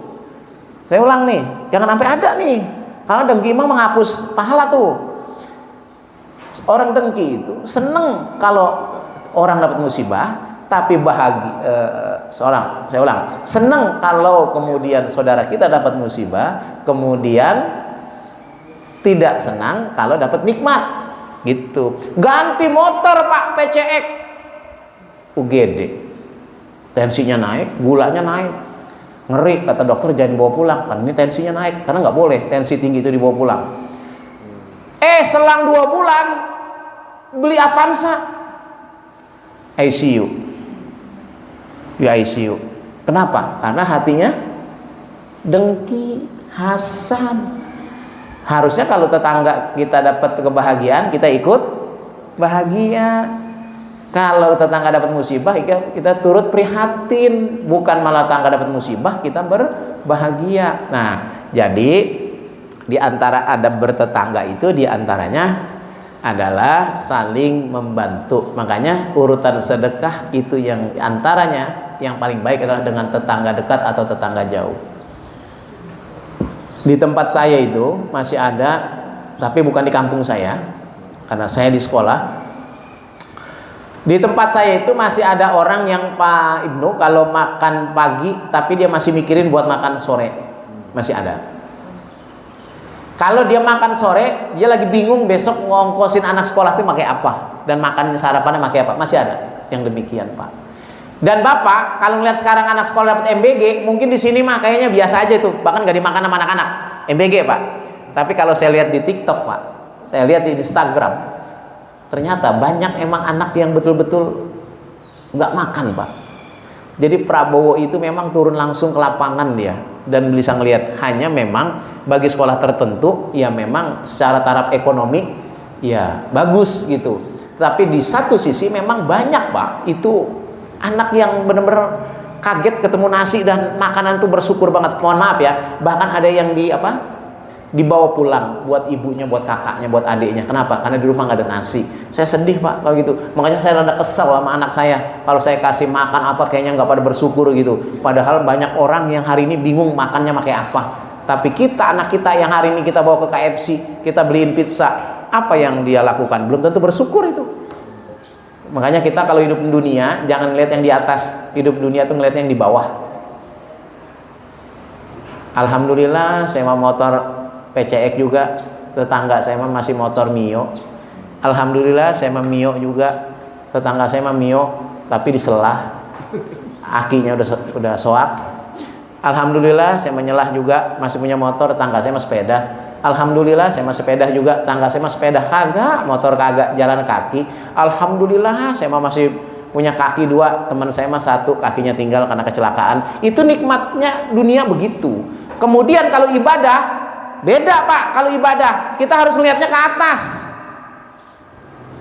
Ini satu nih ibu-ibu yang pakai pakaian baju seragam Aisyah, bapaknya ada dua nih. Itu Pak dan Ibu, kalau ibadah tuh begini. Misalkan saya satu komplek nih dengan Pak Ibnu, terus saya ngeliat Pak Ibnu begini, Pak Ibnu kok rajin amat ya, musolah mulu, ke masjid mulu subuh, kan makannya sama-sama nasi, hidupnya sama, jarak tempuhnya sama, kenapa dia mah bisa sholat subuh jamaah saya mah kagak ya? Tuh kalau urusan ibadah begitu, kudu ngiri. Saya harus kayak Pak Ibnu karena subuhnya selalu berjamaah gitu. Saya harus kayak Pak Yosi, rajin ngaji. Kenapa? Karena kalau nurutin kesibukan Pak, siapa juga sibuk, ya kan Pak? Kalau nurutin gak punya waktu, mana ada orang yang nganggur aja sibuk Pak, sibuk main HP. Iya kan? Iya, jadi nggak ada orang yang nggak sibuk sekarang Pak, semua sibuk. Jadi kalau nurutin sibuk nggak bisa nih ngaji. Kalau nurutin sibuk nggak bisa sholat subuh berjamaah, nggak bisa zuhur berjamaah, nggak bisa maghrib berjamaah. Masa iya? Zuhur mah iyalah, mungkin di kantor, asar di kantor, maghrib masih di jalan. Masa iya isya sama subuh nggak ada? Ada dong mestinya di masjid. Itu orang Muhammadiyah tuh begitu harusnya. Sholatnya berjamaah. Mohon maaf, apalagi yang laki-laki. Bahkan ada yang mengatakan ulama wajib hukumnya laki-laki mah di masjid. Karena ancaman Nabi itu, kalau rumahnya dekat dengan masjid dengan musola, kata Nabi, bakar saja rumahnya. Ngapain rumah dekat masjid dekat musola tapi sholatnya nggak berjamaah? Bakar aja. Maksud berakar itu adalah peringatan keras. Rumah kalau dekat sama masjid jangan sampai sholatnya sendiri di rumah. Datanglah ke masjid. Nih masjid jadi saksi nih nanti. Oh, ketika kita wafat, anhar. Wah iya, dia memang ada absennya. Emang jamaahnya selalu di masjid ini. Ini kan kadang-kadang terbalik Pak. Ini saya sering ngomong nih Pak. Saya mohon maaf agak keras sedikit. Lagi hidup yang nggak ke masjid, giliran mati dibawa ke masjid Pak. Kan terbalik ya Bu. Harusnya mah lagi hidup ke masjid, kalau meninggal mah nggak dibawa ke masjid, kok nggak masalah kan? Nyolatin di rumah bisa. Saya lagi COVID nyolatin di jalanan, ya emang nggak boleh keluar. Jenazahnya COVID. Saya juga imam takut-takut. Tularan COVID. Ini mah terbalik. Lagi hidup harusnya ke masjid, kagak ke masjid. Giliran mati minta disolatin di masjid. Ini masjid bingung. Malaikat bingung, ini siapa? Jamaah baru, absennya kagak ada. Tahu-tahu ada di sini, kemarin kagak ada, sekarang ada. Tapi apa pesannya? Maksud saya, mumpung umur masih ada, sehat masih sehat, mata masih awas, gigi masih kuat makan martabak, dah datang ke masjid dah. Apalagi subuh. Mohon maaf, Quran menyebut orang umur udah 40 tahun udah harus istiqomah urusan ibadah. 40 tahun ke atas. Ini saya yakin semuanya udah 40 tahun ke atas, kecuali Anhar kali. Anhar 20. Anhar 21 ya? 24. Hah? Bener Har. Ada ibu-ibu yang bingung Har. Iya, masa sih? Ya, jadi saya sudah 41. Kemudian Bapak Ibu juga udah di atas 40 semua. kita kudu istiqomah urusan ibadah. Sebab apa? Sebab yang kita lewatin pasti lebih sedikit sama yang udah kita lewatin. Kalau sekarang umur kita sekarang 40 tahun, nggak mungkin lewatin 40 tahun lagi. 80 tahun umur kita, pasti udah lebih sedikit yang kita lewatin. Kalau 70 tahun umur kita nanti sampai wafat, tinggal 30 tahun lagi. Kalau 70, kalau 60 tinggal 20, kalau 50 tinggal 10. Makanya itu umur 40 tahun itu disebut dalam Quran, dan kita udah harus istiqomah ibadah. Jangan mencela-mencelek lagi, jangan berubah lagi. Kenapa? Karena sudah dekat dengan kematian. Kalau kira-kira Pak, kalau bulan puasa umur 40 tahun ke atas udah mendekati imsak. Apalagi yang 60. Ini ada yang 60 nggak? Ada. Lebih. Lebih. Bapak berapa, Pak? Wih, 62 masih sehat, Pak. Saya, Pak, jujur 62 belum tentu sesehat Bapak. Belum tentu saya. Iya, Bapak usia berapa, Pak? 79, Pak. Bisa jalan naik, Pak, ke lantai 2. Saya belum tentu nanti umur 79 kayak beliau. Belum tentu saya. Ya Anhar ya. Belum tentu mereka pada sehat itu. Orang sekarang, Pak, orang 40 tahun udah ada yang kena hipertensi kok, Pak. Bapak itu saya yakin, Bapak yakin umur 40 belum ada apa-apa dulu penyakit. Coba aja, Pak. Sekarang, Pak, kalau orang datang ngaji, ibu-ibu, saya ngisi di Aisyah di mana-mana, di Pondok Cabe, di Cinangka. Saya ngisi pengajian Muhammadiyah di ranting-ranting juga. Itu kalau datang, Pak, sebelum pengajian, emang pada ngapain ngobrolnya? Ngakur-ngakurin penyakit. Ngakur-ngakurin penyakit. Lu apa lu? Kolesterol. Lu semurat. Udah ragu tinggi we ini. Apa ya? Makan kambing, jangan, makin mati gua. Gitu. Lagi pada gunteng. Gunteng tuh bahasa Betawi, ngobrol. Tuh ibu-ibu lagi ngobrol, lagi gunteng we pada saya dengerin gitu ya. Bagaimana enggak denger, saya orang ngobrol kenceng banget. Itu baru selonjoran. Kadang ada yang sila tuh kayak ibu, tahu di pertengahan kakinya diselonjorin. Kenapa emang gitu? Pada nyelekit Pak Ustaz, sakit itu. Tapi datang haji. Kan luar biasa, Pak. Yang sehat kagak datang haji. Yang sakit datang haji. Kalau bukan karena mengharap ridho Allah, apalagi itu doang. Jangan-jangan ngajinya gue tidur itu. Di masjid saya tuh kalau ngaji ba'da juhur, Bu. Ba'da juhur ini itu ngaji sedang-sedang ngantuknya, Bu. Iya. Tapi sedang-sedang ngantuk, tapi snack mah dipegangin me, saya juga bingung gitu. Iya. Ibu-ibu, makanya saya bingung, Pak, kalau ibu-ibu itu ngaji kenapa bawa tas ya? Iya, saya bingung gitu. Bapak-bapak nggak ada yang bawa tas itu, ada satu noh. Ya, ada yang nggak bawa tas tuh. Iya. Ya karena memang nanti ibu-ibu kan titisannya nenek-nenek dulu ya. Nenek dulu itu kalau ngaji kan bawa sapu tangan. Sapu tangan dulu saya nyebutnya bukan sapu tangan, selampe. Itu isinya geplak, kue basah, dodol sama uli isinya. Dibawa sama dia jadi satu buat cucunya, bukan buat mulutnya, buat cucunya. Itu saya makan dulu dari nenek lah itu. Nih Din, buat lo. Itu geplak kan putih tuh ya, dari sagu tuh. Udah nyampur sama dodol. Emang kita lapar dulu, kita makan baik tuh. Iya kan? Tuh, wah dodol. Tapi bapak-bapak, Pak, Bu, coba lihat. Kalau ada kue begini-begini, mana ada dimikirin di rumah. Mikirin, perut dewek dia mah. Tapi ibu-ibu nih, pasti nih. Masuk. Tapi bukan buat dirinya, buat yang di rumah. Tuh, elunya ibu-ibu tuh. Makanya saya mah kalau ngaji di ibu paling seneng. Karena snack seapapun itu, insya Allah. Ya, bersih, insya Allah. Iya. Tapi kalau bapak-bapak nih bawa begini aja, malu, mau tapi malu, gitu. Nggak mungkin apa Anhar bawa tas, Bu, gitu kan? Nggak mungkin ibu-ibu. Tapi kalau setiap ada makanan begini dihidangkan oleh tuan rumah, oleh panitia, itu jadi berkah. Makanya senang kalau kemudian itu habis begitu. Ya. Tapi yang nggak senang adalah orang kebagian. Itu yang nggak senang, nggak kebagian. Jadi nggak masalah. Itu ibu-ibu di tempat saya kalau ngaji itu tempat sharing. Lu apa? Semurat. Lu apa? Hipertensi. Lu apa? Kolesterol. Saya malam kaget juga punya bibi sehat-sehat, tahu-tahu Pak Ibnu subuh saya di WA udah kolab di Sariasi, udah hampir-hampir nggak ada. Ternyata gulanya rendah sekali, ngedrop, jadi sampai koma. Tapi sekarang udah sadar. Jadi kan Pak, lebih juga ngeri, kurang juga ngeri tuh. Coba gula kalau ngedrop, Pak, apalagi udah biasa punya gula tinggi, gulanya nyampe rendah, Pak, nggak sadar Pak orang. Ya nggak punya tenaga, Pak. Tuh, nggak punya tenaga. Makanya kita bersyukur banget masih pada sehat ini. Alhamdulillah. Penyakit kita apa sih paling? Kecil dah. Penyakitnya jauh sama mati. Kalau mati berdasarkan sakit, Pak, waduh repot, Pak. Setiap sakit kita mikirnya apa? Mati dah gua. Mati dah. Tapi enggak. Tapi emang setan kalau kita sakit deketin kita sama pikiran bahwa kita akan mati.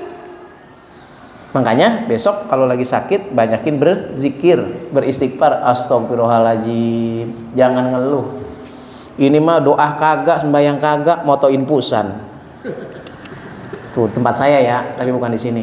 Terakhir, iya, ya. Terakhir nih sebagai penunjang dakwah. Apa itu kendaraan yang nyaman? Nabi Muhammad, Pak, memang nggak ada Alphard, nggak ada Fortuner, tapi kendaraan perang Nabi itu luar biasa. Kudanya luar biasa, gagahnya luar biasa. Maka itu yang disebut 4 kebahagiaan. Yang keempat ini kendaraan yang nyaman adalah, yang dimaksudkan adalah kalau kendaraan ini kita gunakan buat ibadah, buat nyari kerja, buat bekerja, buat datang ke masjid, buat datang pengajian. Yang kalau kita gunakan kendaraan ini nggak nyusahin, kira-kira begitu. Ini pas mau berangkat motor mogok, pas mau berangkat punya motor emang nggak punya mobil, ada hujan. Nah itu. Jadi kalau ada orang punya mobil, jangan diriin, karena bisa jadi mobil itu dia gunakan buat kerja. Yang kalau nggak pakai mobil nggak bisa, karena waktunya nggak ketemu. Kenapa? Karena harus lewat tol. Maka dia beli mobil. Jadi jangan setiap orang punya harta dianggap orang sombong, itu keliru. Karena emang Nabi juga nyuruh supaya kita punya kendaraan yang nyaman, mendukung ibadah kita. Jadi kalau bapak besok mau sholat kemari di rumah, tapi lagi sakit, kaki kurang bager, kurang sehat, tapi punya motor, kan enak pakai motor, cepet sampainya, sholatnya nggak masbuk. Kenapa? Karena pakai motor. Itulah kendaraan yang barokah namanya. Ada kebaikan buat kita. Yang penting kendaraan itu kita gunakan buat hal yang positif. Tidak boleh kita gunakan untuk hal yang negatif. Tempat-tempat maksiat, tuh hati-hati.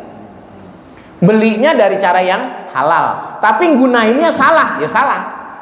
Jadi mobil bapak, motor bapak, sepeda listrik bapak itu gunakan sebagai penunjang untuk aktivitas ibadah. Si ibu mau rapat di PDA di Aisyah, kan harus berangkat. Oh hujan, oh ada mobil, pakai mobil berangkat kan untuk rapat. Iya. Oh saya mau berangkat nih, mau kerja, tapi hujan, tapi harus masuk kerja, ya udah pakai mobil. Oh kalau lewat sini macet, harus lewat tol. Sekarang kan di Depok enak Pak, udah banyak tol. Jadi kita kalau kemana-mana ya sudah efektif waktu lewat tol. Jadi kata Nabi, kebahagiaan itu yang keempat adalah memiliki kendaraan yang nyaman. Berarti 4 yang kebalikannya, keburukannya itu, yaitu tadi istri yang berperangai buruk, tetangga yang tidak baik, kemudian apalagi rumah yang sempit, dan yang terakhir adalah kendaraan yang buruk. Artinya kita pas mau berangkat bingung mau naik kendaraan apa. Tapi ingat begini, 4 kebahagiaan itu tergantung posisi orang. Kesengsaraan itu juga tergantung orang. Bagi orang beriman itu tentu ujian, karena tidak semua orang ditakdirkan dalam ekonomi yang baik, gitu ya. Tidak semua orang ditakdirkan dalam ekonomi yang baik. Bisa jadi dia memang punya ekonomi, tapi bagi orang beriman ekonominya lemah, tapi jangan sampai imannya lemah. Makanya seburuk-buruknya istidraj adalah orang miskin yang tidak sholat. Seburuk-buruknya istidraj adalah orang miskin yang tidak sholat. Udah susah di dunia, celaka di akhirat. Istidraj itu apa? Hah? Ya, pembiaran oleh Allah. Kalau bahasa orang Betawi, diantepin, dibiarin aja.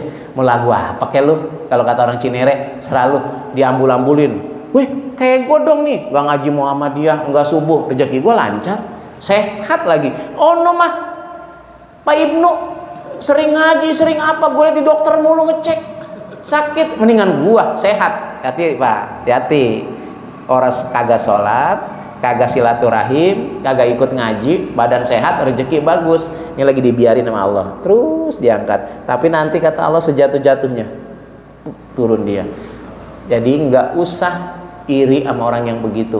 Kita iri sama orang yang subuhnya berjamaah, isanya berjamaah. Itu penting. Sehingga saya mengajak Ibu Aisyah, kalau Ibu Aisyah ada pengajian khusus atau gabung di sini, Pak Ibnu?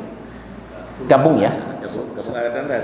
Iya, ada khusus juga, silakan. Karena nanti begini, ada yang bersifat pengajiannya umum, ada yang pengajiannya internal. Artinya bahas fikih biasanya. Fikih sholat, fikih perempuan, atau fikih tentang yang lain itu silahkan. Tapi saya mengajak kepada seluruh stakeholder yang ada di sini, kalau bukan kita, mau siapa lagi? Kan gitu ya Pak. Kita udah nggak bisa dah lagi mau macem-macem, kecuali kita mewariskan buat anak cucu kita kebaikan. Ya, kalau sekarang Bapak mungkin nanti atau Anhar nggak bisa menikmati Hawarizmi yang udah megah, tapi bisa jadi Anhar nanti kan anak cucunya bisa menikmati itu, dan itu jadi sodako jariyah. Ya, jadi orang Muhammadiyah tuh matinya mesti dalam kondisi di otaknya itu mikirin umat, gitu. Apa yang dipikirin? Bagaimana sekolah maju. Tadi apa tadi semua martmu ya, martmunya bagaimana maju. Kalau sekarang masih berkembang lah statusnya, iya kan, baru mulai mau naik. Itu pikirin. Kalau perlu orang Muhammadiyahnya, Aisyahnya belanjanya di situ, dan konsisten dengan tidak menjual rokok misalkan. Itu banyak udah sekarang yang begitu. Bahkan sekarang di tempat umum juga rokoknya ditutup kok, itu kan, rokoknya ditutup gitu, walaupun ada gitu ditutup. Kali ini kan memang nggak ada matmu tuh. Ya, jadi semua yang kita lakukan, walaupun sebesar biji sawi, itu dicatat di sisi Allah Subhanahu Wa Taala. Nggak ada yang terlewat. Kalau orang akunting bisa jadi ada duit yang kelewat, tidak tercatat. Tapi amal di hadapan Allah sebiji sawi itu tidak pernah luput dari catatan Allah Subhanahu Wa Taala. Mudah-mudahan kita semua dalam lindungan Allah, kita semua diberi kesehatan, dan Bapak Ibu yang lagi sakit, mudah-mudahan Allah angkat penyakitnya. Ya, kita sehat semua, semangat bermuhammadiyah, semangat untuk menghidupkan syiar Islam. Jangan pantang surut, jangan pantang menyerah, bahwa semua hidup itu adalah perjuangan. Kita ingat kata Nabi, kalau kamu dalam kesulitan maka ingatlah aku. Kata Nabi gitu, kalau kamu lagi diuji sama Allah, ingatlah aku. Ujianku itu lebih berat daripada kamu, gitu. Jadi kita merasa ringan, ya saya mah belum seperti Nabi, baru timbang begini aja, gitu. Coba lihat historinya Nabi, biografinya kayak apa ujian Nabi Muhammad SAW. Itu saja Pak Ibnu dan jamaah sekalian. Mudah-mudahan hal ini ada manfaatnya buat kita semua, dan mudah-mudahan kita semua dipanjangkan umur dalam ketaatan kepada Allah Subhanahu wa Ta'ala. Nasrullah qarib wa basyiril mu'minin. Assalamualaikum warahmatullahi wabarakatuh. Waalaikumsalam warahmatullahi wabarakatuh. Jazakallahu khairan Ustaz. Ini karena sebenarnya biasanya ada tanya jawab, tapi karena Ustaz katanya mau ke Brunei ya Ustaz ya. Oh, mau kemana? Jadi buru-buru. Enggak. Tapi bisa 1-2 pertanyaan Ustaz? Silakan. Oke, silakan ibu-ibu, ada yang mau tanya? Oh, monggo. Sini. Silakan. Assalamualaikum warahmatullahi wabarakatuh. Assalamualaikum warahmatullahi wabarakatuh. Pak Ustadz, mengacu kepada tema yang dipaparkan tadi, salah satunya adalah istri yang soleha. Untuk bisa selain dari 3 yang kita laksanakan, ada 1 yang terakhir gitu ya Pak Ustadz ya. Nah, saya mau tanya nih Pak Ustadz, bagaimana jika seorang suami melihat istrinya yang suka misalnya belajar ilmu tahsin, kemudian hadir ke beberapa kajian gitu loh. Dia memang senang banget gitu dengan yang seperti itu gitu loh. Terus itu, tapi terkadang suaminya itu mengizinkan, terkadang tidak gitu loh. Nah, bagaimana istri harus bersikap? Yang kedua, kita kan memang dianjurkan, disarankan untuk mengikuti cara-cara hidup berumah tangga Rasulullah dan Bunda Aisyah. Cuma kan sepertinya sulit ya Pak Ustadz ya. Kadang orang bilang begini, kalau dia menuntut seperti Aisyah, suaminya Rasulullah enggak? Ya. Begitu sebaliknya gitu loh. Nah, ini bagaimana agar kehidupan Rasulullah itu secara pelan tapi pasti bisa kita jalankan dalam kehidupan berumah tangga. Minta bagaimana sarannya Pak Ustadz yang bisa kita aplikasikan. Assalamualaikum warahmatullahi wabarakatuh. Assalamualaikum warahmatullahi wabarakatuh. Baik Ibu, terima kasih. Pertanyaan pertama ini kita harus bagaimana ketika seorang istri memperdalam ilmu agama. Apakah dia mau belajar Al-Quran, dia mau pengajian, belajar tajwid. Terus kemudian pertanyaannya, ini suami kadang ngizinin kadang enggak dalam arti apa misalkan tidak boleh dulu hari ini, untuk besok boleh. Begini Bu, di mana letak hukumnya yang paling tinggi, yaitu meletakkan ketaatan kepada suami itu dulu. Sehingga Nabi mengatakan kepada istri-istri, kalau kamu mau puasa sunnah aja, itu kan kudu izin dulu. Padahal mau puasa itu bukan mau berbuat buruk, tapi disuruh izin sama suami. Sehingga ketika seorang istri mau ngaji, ketika dia diizinkan silahkan berangkat. Tetapi kalau tidak diizinkan, maka mengutamakan perintah suami. Itu jawaban saya. Tetapi suami juga harus bijaksana. Bijaksana dalam arti adalah ini istri benar-benar mau nuntut ilmu, bukan mau nongkrong di mall, bukan mau nongkrong di pasar, mau nuntut ilmu. Maka suami juga harus bijaksana. Jangan kemudian suaminya nggak ngajarin agama, ketika istrinya mau belajar agama nggak boleh gitu kan. Tapi istrinya di rumah nggak dibimbing karena keterbatasan ilmu. Mungkin suaminya agama kurang paham. Mestinya kalau suami memang kurang paham, memberikan waktu kepada istri untuk belajar agama. Dan ketika seorang istri belajar agama, tujuannya cuma satu, adalah mengharap ridho Allah, bukan nanti tujuannya untuk mendebat suami, kan gitu ya Bu. Jadi kalau ibu lebih pinter, jangan didebat suaminya. Bahkan saya ketemu orang yang sudah profesor, tapi suaminya hanya sejurusan S1, tapi hormatnya sama suaminya luar biasa. Saya profesor memang, tapi kalau di rumah saya bukan siapa-siapa, saya istrinya dari suami saya yang hanya lulusan S1.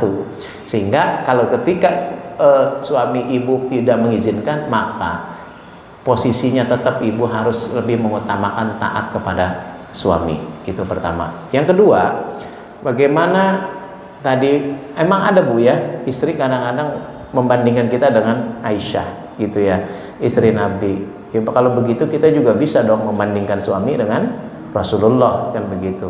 Jangan kata kita Bu, sahabat aja nggak ada yang bisa nyaingin Rasulullah. Sahabat yang hidupnya bareng dengan Nabi nggak bisa. Sehingga bagi kita bapak-bapak sekalian yang dirahmati Allah jamaah, bagaimana cara agar emang kita nggak seperti Nabi, minimal kita mendekati hidup cara ala Nabi, acara Islam yang sebenarnya. Maka orang-orang yang seperti ini ya harus sering datang ke majelis ilmu, bukan majelis hiburan, tapi majelis ilmu. Sebab di majelis ilmu itulah kita tahu bagaimana Nabi memperlakukan istrinya, bagaimana Nabi memperlakukan tetangganya, bahkan cara makan saja dicontohkan oleh Nabi, bahkan cara tidur juga dicontohkan sama Nabi. Dari mana kita tahu itu? Lewat taklim, lewat pengajian. Makanya itu saya sering ngomong Bu, kalau ada pengajian, kalau bisa mah walaupun sibuk, ajaklah suaminya supaya sama-sama tahu ilmunya. Gitu. Nih misalkan contoh hari ini ada Pak Ibnu ada istrinya? Ada di. Ada. Oh ini. Nih misalkan Pak Ibnu gini, ya. Nanti kan jadi tahu nih, ya. Nanti istrinya ajak Pak Ibnu, ya, nyari cambuk, nyari gunting, nyari gitu kan. Ya, artinya bagaimana? Tadi pertanyaan Ibu, bagaimana supaya kita bisa mendekati hidup cara Rasulullah, kan begitu ya? Atau kalau di Muhammadiyah itu ada pedoman hidup warga Muhammadiyah. Ada tuh pedomannya tuh, pedoman bukunya kecil ya. Itu kan kita bagaimana hidup kita mendekati kebiasaan Rasulullah. Dari mana dapatnya Pak? Ya dari pengajian. Karena nggak mungkin di pinggir empang ngobrolin sejarah Nabi, iya kan Pak? adanya di sini. Makanya bagaimana upaya istri supaya suami mendekati hidup cara Nabi, maka seringlah mendengar ilmu di majelis ilmu pengajian. Sebab itu pun yang saya lakukan, Bu, ketika sama istri saya. Istri saya kalau lagi ini ngaji saya ajak gitu. Kenapa? Biar sama-sama mendengarkan, sama-sama belajar. Sebab kita ini nggak ada yang sempurna, isinya kurang semua di antara kita nih. Kalau Pak Ibnu mah alhamdulillah nih istrinya ikut ngaji juga ini. Ya, jadi ntar saling paham tuh berdiskusi. Kata Pak Ibnu, tuh mah dengerin. Tuh, kata istrinya, tuh ya dengerin. Oh jadi ribut nanti ya.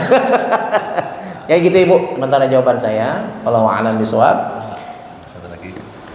Satu lagi Pak ya. Iya silakan Pak. Assalamualaikum warahmatullahi wabarakatuh. Waalaikumsalam. Izin bertanya Pak Ustadz, tadi udah tersinggung dikit-dikit sih. Ya. Nah, itu terkait tema hari ini ya Pak. Yang pertama saja itu istri solehah gitu kan. Iya, iya, iya. Nah sekarang yang saya mau tanyakan itu, Iya. adakah suami solehah gitu loh Pak? Gak ada kan Pak? Adanya soleh kan? Iya. Nah, saya mau bertanya itu kriteria suami yang soleh itu Pak. Iya. Saya sendiri belum merasakan apakah saya sudah jadi suami yang soleh. Terus apa saja yang aku lakukan buat keluarga itu aja. Itu kriteria secara Muhammadiyah itu apa? Secara Pak Nabi kan jelas Pak. Oke, terima kasih Pak. Terima kasih Pak. Pertanyaannya cukup bagus. Emang yang orang sering bahas itu kan istri soleha. Jadi seakan-akan bini mulu yang salah, seakan-akan gitu. Istri mulu yang salah seakan-akan. Jadi kan itu ada Robbana hablana min azwajina wa dzurriyyatina qurrata a'yun waj'alna lil muttaqin. Coba kata ujungnya apa itu? Imam yang bertakwa. Jadi kita jadi pemimpin yang bertakwa.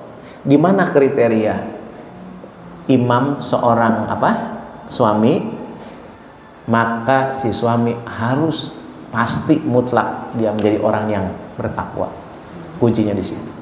Apa itu takwa? Si suami harus mengerjakan yang Allah perintah dan ninggalin apa yang Allah larang. Tapi nanti kalau dikupas lagi banyak. Misal satu, dia bertanggung jawab terhadap istrinya.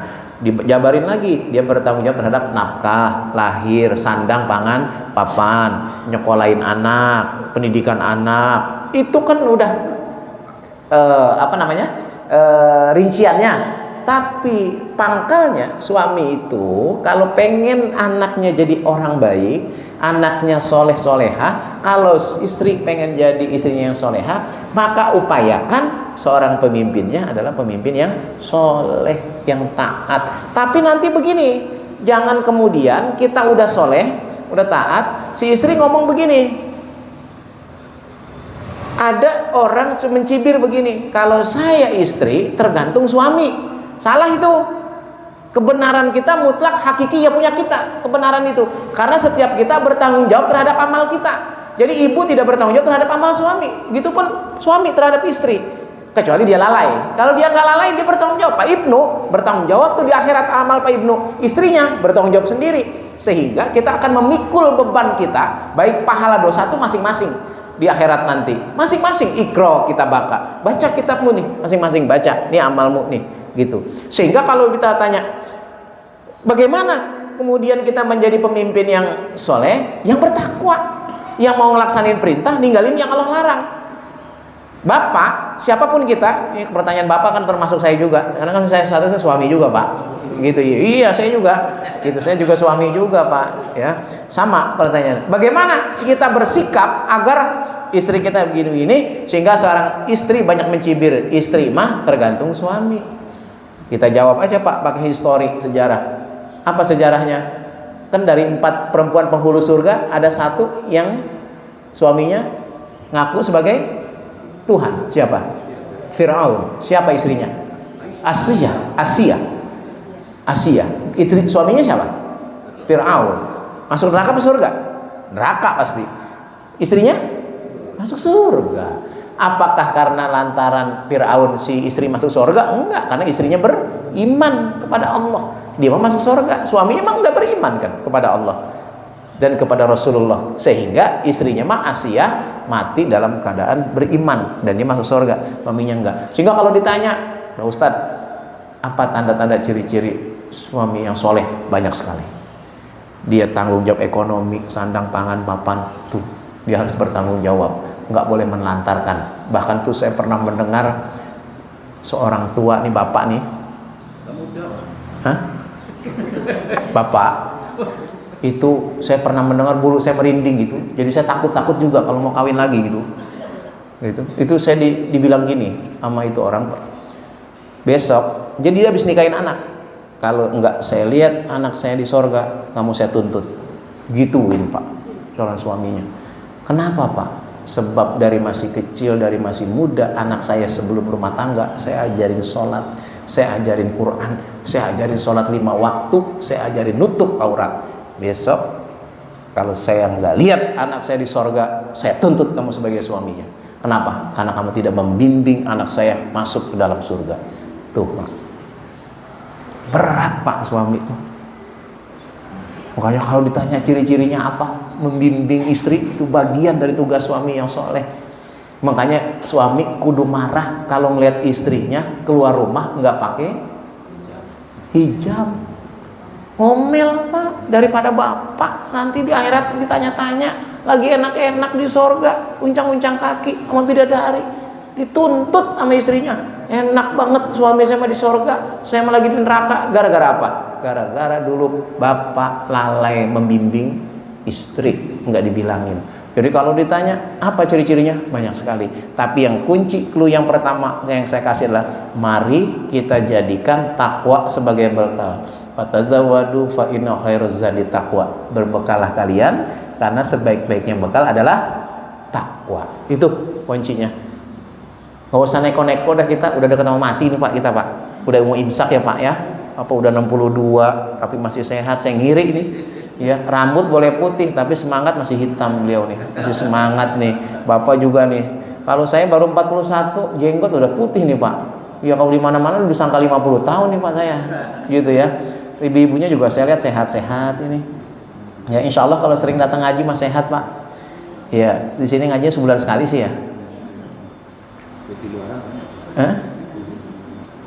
Kalau ngaji di tempat saya itu ibu-ibu seminggu bisa 3 kali Pak. Seminggu ada pengajian RT, ada pengajian Muhammadiyah, ada pengajian Aisyah. Karena ibu-ibunya juga ikut di Muhammadiyah juga. Jadi 3 kali itu ibu-ibu. Kadang-kadang saya suka ledekin, kalau ngaji seminggu 3 kali kagak masuk surga, bangetan bener. Saya bilang gitu. Kalau ngaji seminggu 3 kali, sebulan berapa kali Bu? 12 kali, iya kan? Nah, tapi kan ngaji bukan patokan. Kalau dengar doang nggak dipakai, buat apa? Gitu. Baik Pak, itu jawaban saya. Kurang lebihnya saya mohon maaf dari jawaban saya. Tapi intinya pesan yang tadi di mukadimah saya baca adalah jadilah orang yang bertakwa. Takwa itu melaksanakan yang diperintah, meninggalkan yang telah Allah larang. Mudah-mudahan ini menambah kebaikan buat kita semua. Makasih. Assalamualaikum warahmatullahi wabarakatuh. Waalaikumsalam warahmatullahi wabarakatuh. Baik, terima kasih Pak Ustadz, dan kami juga mengucapkan selamat datang kepada Ibu Amurwani. Beliau dirjen di Kementerian Pemberdayaan Perempuan dan Perlindungan Anak. Alhamdulillah beliau bisa ada di sini, Ibu Doktor, bersama kami di sini. Dan untuk acara berikutnya kita ada serah terima sekolah SDTQ Muhammadiyah yang baru kepada PRMC Nere ya. Gitu. Oke. Minta tolong untuk di mejanya. Baik, terima kasih. Dengan ini pengajian kita tutup, tapi nanti kita akan foto bersama ya Bu habis acara ini. Baik. Terima kasih. Assalamualaikum warahmatullahi wabarakatuh. Itu yang baru udah selesai. Oh gitu.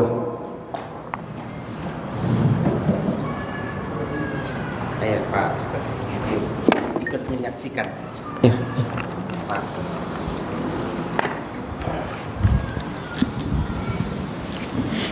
Ini gedung renov sekolah. Bukan gedung Baru. 3 RKP 1 paket toilet.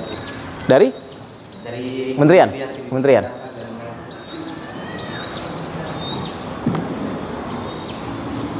Pak Imam.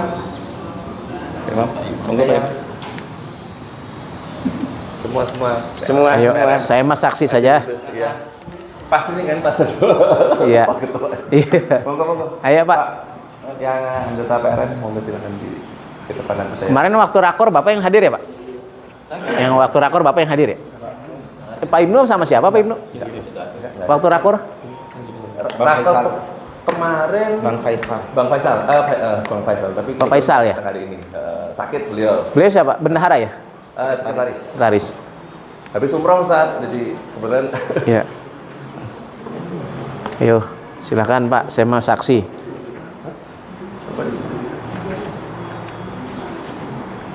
Apa itu? ada dia foto.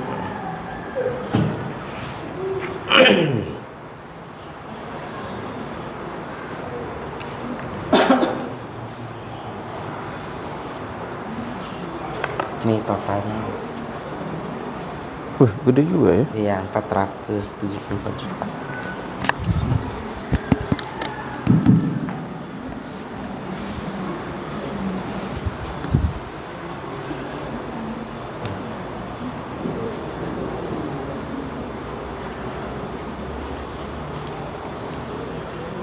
Semuanya itu ente tanda tangan.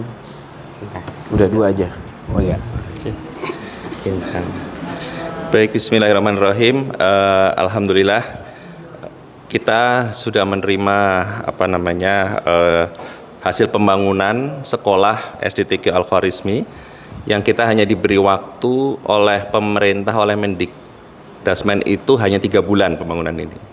Dan alhamdulillah beliau langsung yang kebetulan menjadi ketua ya, project manajernya lah untuk proyek ini, dan beliau karena sebagai kepala sekolah gitu ya. Jadi alhamdulillah hari ini sudah selesai di Jalan Rotan dengan nilai kurang lebih sekitar 874 juta rupiah yang harus diselesaikan dalam waktu 3 bulan. Jadi ini merupakan tantangan bagi kita semua, dan alhamdulillah pada hari ini dengan mengucap bismillahirrahmanirrahim PRM Cinere menerima ini untuk pengelolaan, dan nanti di sini juga sudah ditandatangani juga di belakangnya oleh diketahui oleh Ketua PCM Bapak Haji Kiman Musliamullah dan Bapak Sekretaris PCM Bapak Dr. Aslame Nurwidikdo, Magister Manajemen.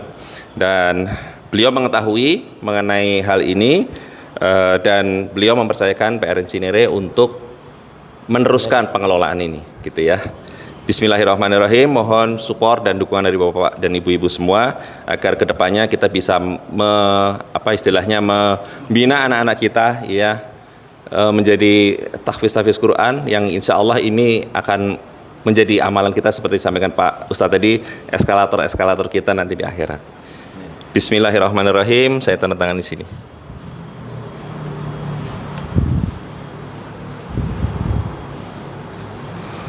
Baik, alhamdulillahirrahmanirrahim. Terima kasih Mas Anhar, dan terima kasih juga Pak Ustadz Fahrudin untuk bisa menjadi saksi juga di sini, dan bapak-bapak semua anggota PRM Cinere. Matur nuwun.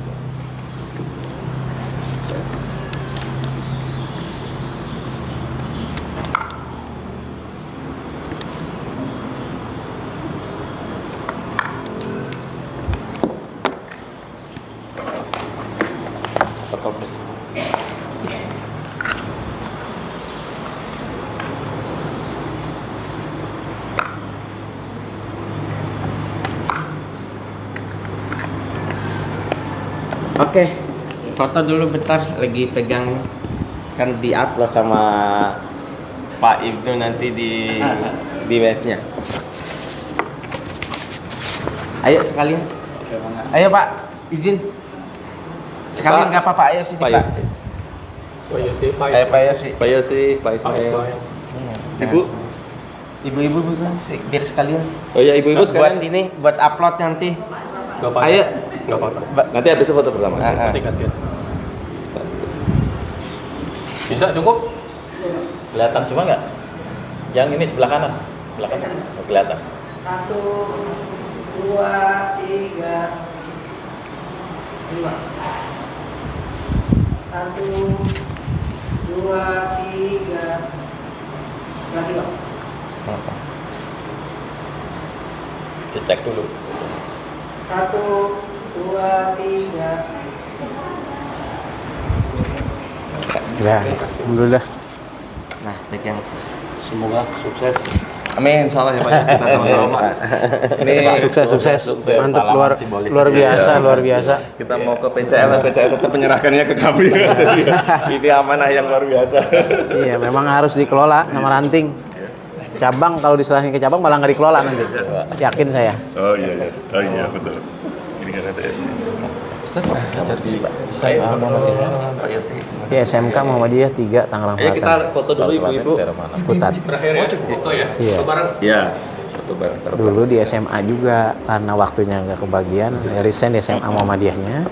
Putat juga, saya pindah ke SMK-nya. Siswanya banyak masuk. Ada hampir 1000. Waduh, banyak juga ya. Banyak. Makanya dia termasuk sekolah unggulan nasional kemarin yang Muhammadiyah. Gitu. Kan sekolah unggulan tuh minimal 600. Iya. Dia udah hampir 1000. Sama SMA juga 1000-an. Berarti lumayan juga. Iya, 4 lantai semua. Di gedung Mocok apa ya Pak? Iya. 4 lantai. Itu mah dari mulai berdiri saya emang ikut bersama mendirikan oleh SMK mah. Kalau Ciputat emang dari dulu gercep itu. Iya, betul. Tapi kalau ayo foto bareng. Ibu-ibunya di bawah.